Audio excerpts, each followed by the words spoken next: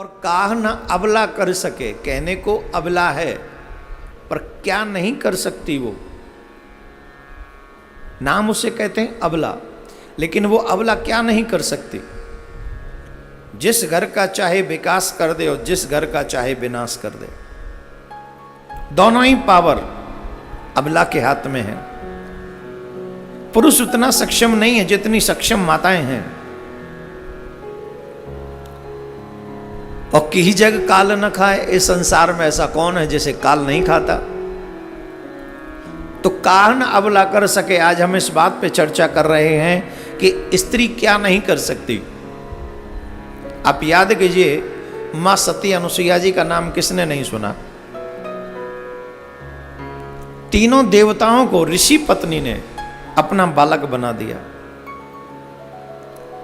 एक सृष्टि रचयिता, पालन करता, संहार करता, ब्रह्मा विष्णु महेश, उन तीनों को शिशु बना दिया। किस कारण? बोले अपने पतिव्रत धर्म के कारण। कई लोग अमावस्या वाले दिन, जो 10 तारीख को अमावस्या आ रही है, और कई लोग पूर्णिमा पे भी रखते हैं, लेकिन मोस्टली अमावस्या वाले दिन रखते हैं। बट की पूजा करती हैं सुहागिनें। तो मैं चाहूंगा कि थोड़े से उन नियमों को आप समझें। अगर माताएं बहन इन नियमों के साथ में अपने गृहस्थ का संचार करें, काल की भी सामर्थ्य नहीं कि बेसमय आकर आपको डिस्टर्ब कर सके। मैं 2 उदाहरण यहां पर आपको दूंगा, 2 कहानियां आज सुनाने जा रहा हूं। ये दोनों सुनेंगे तो आपका हृदय संतुष्ट और संतुलित रहेगा। जो माताएं बहन चाहती हैं कि हमारा सुहाग अमर रहे, अमर मीन्स दीर्घ आयु रहे। अमर, आजकल वो अमृत वाले अमर तो हो नहीं सकते ना, वो तो देवताओं को भी सौभाग्य नहीं है प्राप्त। वो दीर्घकालीन, वो इंद्र भी बदलते रहते, देवता भी बदलते रहते हैं। तो जो माताएं बहन चाहती हैं कि उनका सुहाग दीर्घकालीन उनका साथ दे, जन्म जन्म तक उनका साथ दे, उन माता बहनों को ये वट सावित्री व्रत अवश्य रखना चाहिए। ज्येष्ठ मास की अमावस्या के दिन माताएं इस व्रत को करती हैं। और इस व्रत से मैं एक विशेष बात ये कहूंगा, थोड़ी सी भी मर्यादा का पालन अगर आप कर लेंगे तो आपको बहुत बड़ा फल इसमें मिलेगा, बहुत बड़ा। वो इस कहानी के माध्यम से आप सुनिए। एक राजा थे और उस राजा के संतान नहीं थी। अश्वपति उस राजा का नाम था। जब संतान नहीं थी तो उनका हृदय दुखी था। तो 2 ब्राह्मणों को, विद्वानों को बुलाया कि बोले महाराज, हमारे घर में संतान नहीं है, हम क्या करें। तो ब्राह्मणों ने उनकी जन्म कुंडली देखी, उनकी पत्नी की देखी, स्थिति को समझा। तो उन्होंने कहा, राजन आप चिंता मत करिए, आपके घर में एक पुत्री होगी, आप घबराइए नहीं, आपको संतान की प्राप्ति होगी, आपके घर में पुत्री होगी। ऐसा ब्राह्मण विद्वानों ने उनसे कहा। समय व्यतीत हुआ और वो सुंदर समय भी आया जब उनके घर में एक पुत्री हुई। वो बड़ी सुंदर, बड़ी सुशील थी। ब्राह्मणों ने उस पुत्री की जन्म कुंडली बनाई और बनाने के बाद में देखा, देखने के बाद बताया कि पुत्री तो बड़ी सुंदर है, पर राजन एक समस्या है। बोले क्या समस्या है? शादी के 1 वर्ष बाद ही इसका पति इसे छोड़कर चला जाएगा, इसके पति के प्राण निकल जाएंगे, ये विधवा हो जाएगी। एक तरफ तो पुत्री होने का सुख था, दूसरी तरफ ब्राह्मणों ने ये भी बता दिया, तो वो दुख होने लगा। धीरे धीरे वो समय व्यतीत हुआ, और जब धीरे धीरे समय व्यतीत हुआ, वो सुंदर समय भी आया जब वो नेत्र बड़ी होने लगी, बड़ी सुंदर थी। उसका नाम सावित्री रखा गया। जैसे चंद्रमा दिनों दिन अपनी कलाओं में बढ़ता चला जाता है, वैसे ही वो कन्या भी प्रतिदिन बढ़ती चली गई। अब राजा को ये चिंता होने लगी कि इसके योग्य वर कहाँ मिले। जिसकी जवान बेटी होती है उसे एक ही चिंता रहती है कि मेरी बेटी को सुख देने वाला पति कहाँ मिलेगा। ये चिंता स्वाभाविक है। तो राजा को ये चिंता थी कि मेरी बेटी के योग्य वर कब मिलेगा, कहाँ मिलेगा। तो उसने एक दिन सावित्री को ही बुलाया और सावित्री से कहा, सावित्री एक काम करो, तुम अपने योग्य वर ढूंढने के लिए स्वयं जाओ। जहां भी तुम्हें तुम्हारे योग्य वर मिले तुम हमें बता देना, विवाह हो जाएगा। तो कुछ मंत्रियों के साथ में वो सावित्री वर की तलाश में गईं, वर को ढूंढने के लिए गईं। और जब वर ढूंढने के लिए वो गईं, बड़े बड़े लोग दिखाई पड़े, राजघराने के ऋषि संत महात्मा इत्यादि बहुत, परंतु सत्यवान वन में थे उस समय। लकड़ी सर पे उठा के ला रहे थे। सत्यवान को आता हुआ देखा, राजकुमारी ने निश्चय किया और वापस आ गए। जिस समय वो अपने महल में वापस आई उस समय देवर्षि नारद भी वहां पर विराजमान थे। देवर्षि नारद को आदर पूर्वक प्रणाम किया सावित्री ने, पिता को भी आदर पूर्वक प्रणाम किया। राजा ने पूछा, पुत्री तुम्हें तुम्हारे योग्य कोई वर मिला क्या?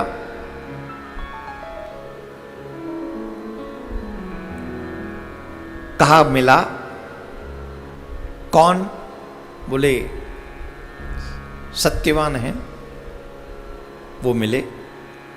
जैसे ही सत्यवान का नाम सुना देवर्षि नारद थोड़े आश्चर्य में पड़ गए। उन्होंने कहा, अरे बेटी ये तुमने क्या कर दिया,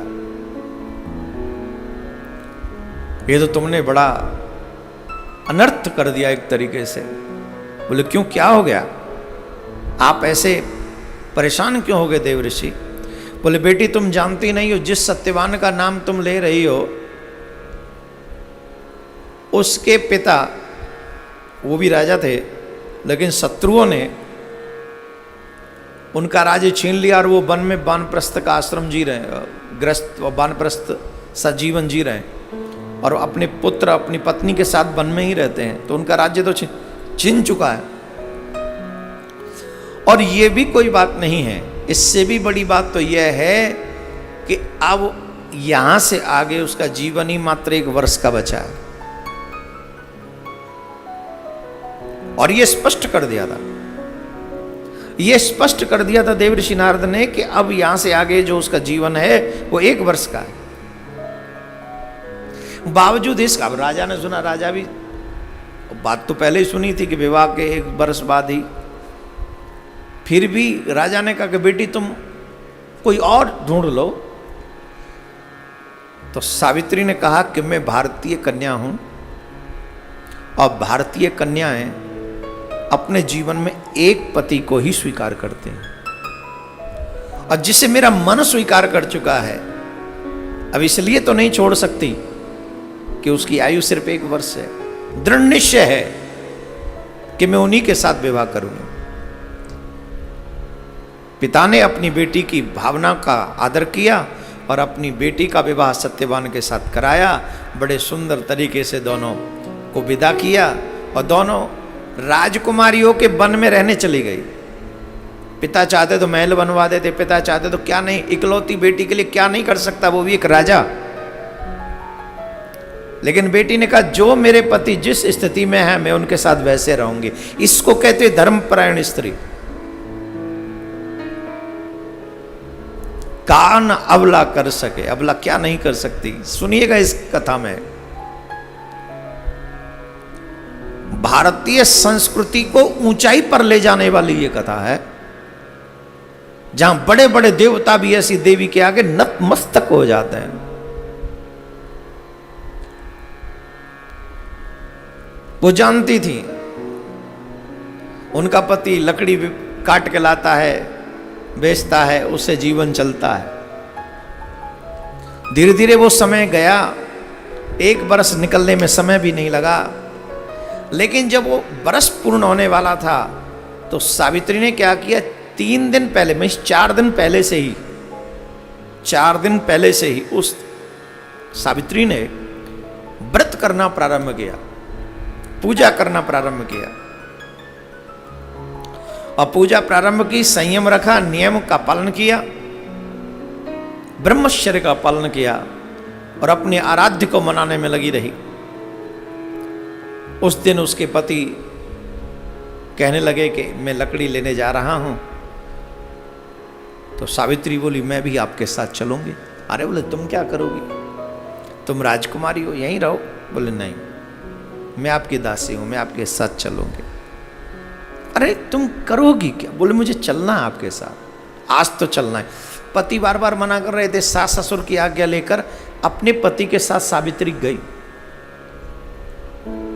पति वृक्ष पर चढ़े, लकड़ी काटने लगे। अचानक से उनके सर को कुछ प्रॉब्लम होने लगी, दर्द होने लगा। वो नीचे उतर के आए, अपने बड़ के वृक्ष के नीचे ही। वो इसीलिए इसको कहते हैं बट सावित्री व्रत। इस दिन सुहागिन देवियां बट वृक्ष की भी पूजा करती हैं। ये मैं बताऊंगा आपको बाद में, थोड़े 2 मिनट में ही समझा दूंगा बाद में। तो वो पति उतरे, अपनी पत्नी की जंघा पर गोद में सर रखकर सोने लगे। कहने लगे मेरे सर में कुछ हो रहा है। सावित्री को समझते देर नहीं लगी कि अब इनका समय नजदीक आ गया। वो अपने आराध्य से प्रार्थना करने लगी, ईश्वर से प्रार्थना करने लगी, ईश्वर को मनाने लगी। और जब वो ईश्वर को मनाने लगी, अचानक से उन्हें दिखाई पड़ा कि यमराज अपने दूतों के साथ लाल वस्त्र धारण किए, बड़ा विकराल स्वरूप उनका था, भैंसे पे सवार थे, हाथ में कालफास था। आए और वो सत्यवान के प्राणों को निकालने लगे। तो सावित्री ने उनको प्रणाम किया और पूछा आप कौन हैं? बोले मैं यमराज हूं। तो सावित्री ने प्रश्न किया, मैंने तो सुना था कि आपके दूत आते हैं प्राण लेने के लिए, आप कैसे आए? तो उन्होंने कहा देवी तुम जानती नहीं हो, तुम्हारा पति बड़ा धर्मात्मा है, इसे लेने के लिए मैंने अपने दूतों को नहीं, मैं स्वयं चल के आया। तुम्हारा पति बड़ा धर्मात्मा, अब तुम इसे छोड़ो, अब इसे मैं लेके जाऊंगा, ऐसा कहा। तो सावित्री बोली आप जो चाहे कहें, आप चाहे इन्हें जहां ले जाएं, लेकिन मुझे भी इनके साथ चलना। यमराज ने उनके प्राण निकाले और चलने लगे। यमराज के पीछे पीछे सावित्री चलने लगी। यमराज ने कहा देवी इस संसार का एक ही सत्य है, वो है मृत्यु, और मृत्यु में कोई भी जीव साथ नहीं दे सकता। पत्नी सिर्फ पृथ्वी पर जीवित जब तक है तभी तक साथ दे सकती है। इस जब शरीर से प्राण निकल जाते हैं तो पत्नी भी साथ नहीं दे सकती, इसलिए तुम यहां से वापस चली जाओ। सावित्री कहती है महाराज मेरे पति जहां रहेंगे वहीं मैं रहूंगी, आप मेरे पति को ले चल रहे हैं तो मैं भी आपके साथ चलूंगी। अपने पति के प्रति निष्ठा को देखकर यमराज बड़े प्रसन्न हुए। सावित्री की इस निष्ठा को देखा, उन्होंने कहा कि तुम हमसे कोई वरदान मांग लो, हम तुम्हें तुम्हारे मुताबिक वरदान दे देंगे। तो उनके सास ससुर के नेत्र नहीं थे, उन्होंने कहा मेरे सास ससुर को नेत्र प्राप्त हो जाएं। बोले मस्त ऐसा ही हो। फिर यमराज चलने लगे, सावित्री फिर पीछे चलने लगी। यमराज ने कहा हमने तुम्हारे मनवांछित वरदान दे दिया, अब क्या चाहिए, अब क्यों चल रही हो, अब तो जाओ, अब तो इसके प्राण ले जाने दो। बोले नहीं मैं तो आप ही के साथ चलूंगी। बोले एक और कोई वरदान मांग लो। बोले ठीक है हमें एक वरदान दे दो कि हमारे ससुर का राज्य उनको वापस मिल जाए। बोले ये मस्त। फिर यमराज चलने लगे, फिर सावित्री पीछे चलने लगी। अरे बोले अब थोड़ा झुंझलाहट हो गई, यमराज को थोड़ा क्रोध में आ गए। कमाल करती हो, हमने 2-2 वरदान तुम्हें तुम्हारी इच्छा के अनुसार दिए हैं, बावजूद इसके तुम वापस नहीं जाती हो, जबकि तुम जानती हो कि इनके साथ कोई नहीं जा सकता। एक और वरदान मांग लो। सावित्री ने कहा कि हम इनके 100 पुत्रों की मां बने, हम हमारे पति के 100 पुत्रों की माँ बने, ऐसा आशीर्वाद दे दीजिए। उन्होंने कहा एवं मस्तु।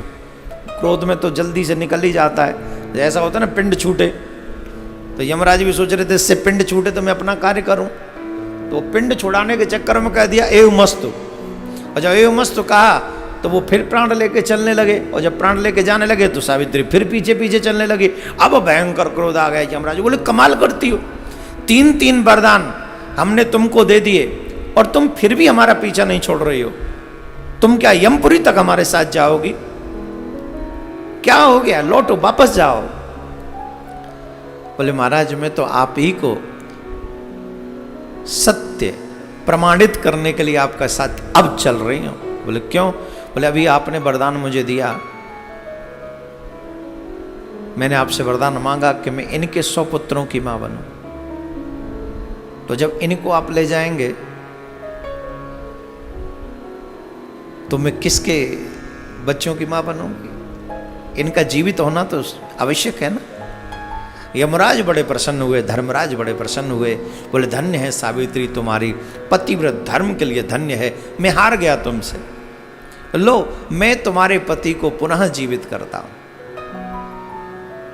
सावित्री उसी वट के नीचे आई, और एक जगह पर ऐसा भी सुना मैंने कि यमराज ने कुछ चना टाइप का दिया, उसकी आत्मा को लौटाया। वो उसने चना वहाँ ये सब सत्यवान के पास ला के लौट रखा तो उसको जीवित हो गया। इसीलिए पतिव्रत धर्म का बड़ा आदर माना जाता है, बड़ा सम्मान किया जाता है हमारे भारतीय परंपराओं में। नियम क्या है, अगर संभव हो सके तो 4 दिन व्रत करना चाहिए, ब्रह्मचर्य का पालन करना चाहिए, पृथ्वी पर शयन करना चाहिए, झूठ, क्रोध, काम, क्रोध, ईर्ष्या, इन सब का त्याग अगर सुहागिन कर सके तो 4 दिन, नहीं तो 1 दिन पर्टिकुलर उस अमावस्या के दिन 10 तारीख को, 10 जून को त्याग करें। सुहागिन माताएं लाल वस्त्र पहने। अब आजकल डिजाइनेबल में भी फैशनेबल थोड़ा मिक्सिंग कर लेते हैं, लाल कपड़े पहनेंगे तो ब्लैक या कुछ और डिजाइन, ब्लैक एंड ब्लू और ग्रीन ये नहीं होना चाहिए, ये मत पहनो। उस दिन पूरा ही रेड हो, पूरा रेड वस्त्र हो, सुहाग के सारे चिन्ह हो, मांग भरी हो, बिंदी लगी हो, चूड़ी पहनी हो, बिछुए पहने हो, मंगल सूत्र पहना हो, हाथ में हरी चूड़ियां हो, और तब जाकर बट वृक्ष की पूजा करनी चाहिए। अगर बट वृक्ष न ला सको, वहाँ ना बट वृक्ष ना हो तो वहाँ से कोई वो जो डाली वगैरह होती है वो ले आएं और उसकी पूजा वहाँ करें, और चने अवश्य उस पर थोड़े से चढ़ाएं। ऐसा कहा गया, मान्यता है कि चने चढ़ाने चाहिए, और जो भी सुहाग की चीज़ें जो आप सामग्री लाते हैं उससे पूजा करें। अगर आप इस निष्ठा के साथ इस व्रत को करती हैं तो इसमें कोई दो राय नहीं, आपके पति की आयु दीर्घ होती है। इवन बच्चों के लिए भी अगर आप ऐसा करती हैं तो आपके बच्चों को भी सुख समृद्धि प्राप्त होती है। तो इस व्रत को थोड़ा नियम से, थोड़ा संयम से और थोड़ी प्रसन्नता के लिए रखें, जिससे आप सब परिवार में सुखी रहें, आनंद में रहें। और ये वाला व्रत तो जरूरी रख लेना, क्योंकि कोरोना काल है, राधे राधे बोलना पड़ेगा।